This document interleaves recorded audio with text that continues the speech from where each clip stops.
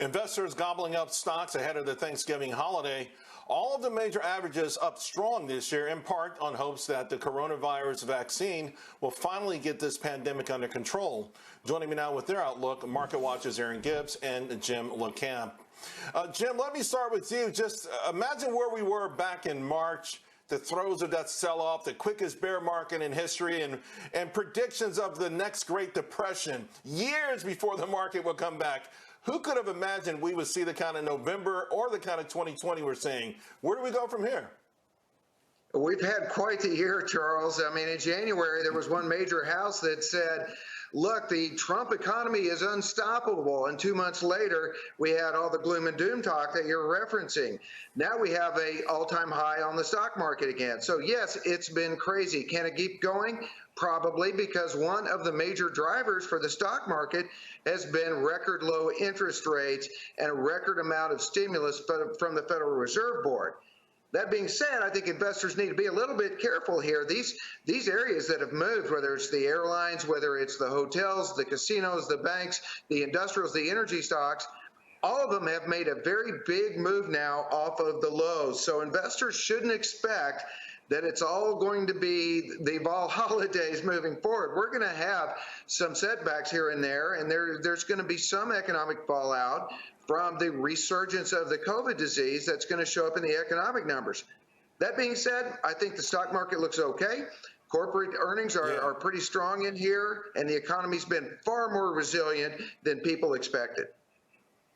You know, Aaron, though, one of the things I like about this rally, this part of the rally, is the fact that it's not happening with just 5 names doing all the work, that finally energy is in the mix. And it's still down big time for the year. Some of these forgotten, broken down industries of yesteryear, they're doing fantastic. I think that's a good reflection of the overall economy. But are they the kind of names that can continue to lead the stock market higher? So, yes, in fact, we needed these names to finally participate. Look, Charles, we've been talking about Amazon and Apple being the only winners in this economy. And finally, November is what we're calling a reversal month, where all the companies that were the laggards that were falling behind, like your interviews, are finally coming back. And we have what we call this breadth, this great participation across all these different companies, financials, energies, airlines. But more importantly, what I really see is what I think is going to really help us through next year is that the smaller companies, those companies that were really vulnerable to an economic downturn, the small caps, those are just flying high. In fact, they've been outpacing the large caps by 2 times for the month of November. So for me, this says that we really have some legs to this market recovery.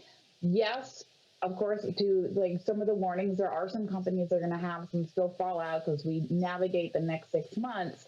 But for me, seeing this greater breadth, lots of different companies, and particularly with the smaller caps, to me says that we're going to have a good end of the year and continue these gains. Right, those small cap stocks in the Russell 2000 led by casino names like Penn and Caesars, Churchill Downs, those kind of names. Jim, you know, we know the good stuff. Let's talk about, and you referenced it, just sort of this period where we do have to deal with more lockdowns, with COVID-19 growing, restrictions, and the obvious economic pain that's going to happen there. Wall Street obviously looking beyond that, but there's no certainty on how long that lingers, is there? Well, there's no certainty on that, Charles, and there's no certainty about how quickly we're going to get all these vaccines to everybody, to the point where people are going to get in stadiums again, they're going to start flying again, they're going to start traveling both domestically and internationally. So where are we going to game demand? And what are we going to do with evictions and foreclosures that we still don't have a stimulus bill that's prepared to take care of all of these things? So I think it's very possible that the market and it's done what the market has always done, which is move 6 months ahead or so of where the economic data really is. But with the market rallying like it's done lately, and I do expect long-term it continues to do well, and next year it will continue to do well. But in the short term, we could run into some speed bumps, some potholes, and a possible correction here. That shouldn't surprise anybody.